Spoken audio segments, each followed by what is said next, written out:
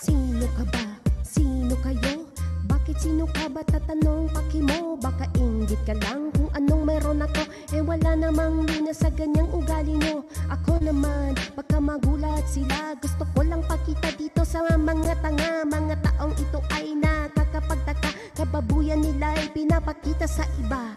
Baboy sa mukha, tapos baboy pa ugali. Marami kang kaibigan pero bobo kang mamili. Ang kabobohan nyo ay hindi na mapapawi. Parang pagkakamali na hindi na mababawi. Nakakatawa kung iyong iisipin. Bago magbitaw ng salita ay kilatisin. Busisiin, wag kang feeling matalino. Hindi naman alam ba't nabanggit sa kwento. Ikaw ang siniraan, silang naging biktima. Hindi raw sinungaling, wag masyadong patawa. Nakalimutan yata kung saan nag-umpisa. Kung may pakitang taot peke doon ay isa ka.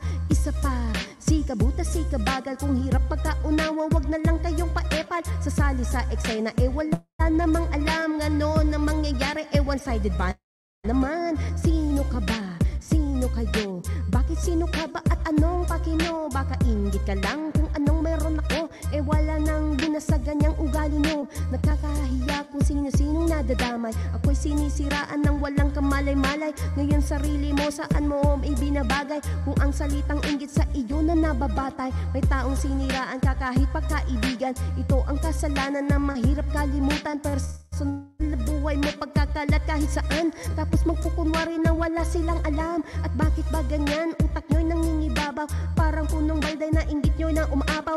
Pangit na ugali nyo, pang nangingibabaw. Daig nyo pa ang puta, ang galing nyo umibabaw. Manenermon tapos ang mamatapang. Kahit pa masakit ang pagsasalitaan. Hindi mo ba alam, eh kabastusan na yan. Tapos sasabihin mo, shit, parang kakalang. Nakakainis, sinong di maiinis. Sa mga taong ito ang galing magmalinis. Ayaw ko rin akong magkaroon ng happiness. Para kang ampalaya, puno ng bitterness. Sino ka ba? Sino kayo? Bakit sino ka ba at anong paki mo? Baka inggit ka lang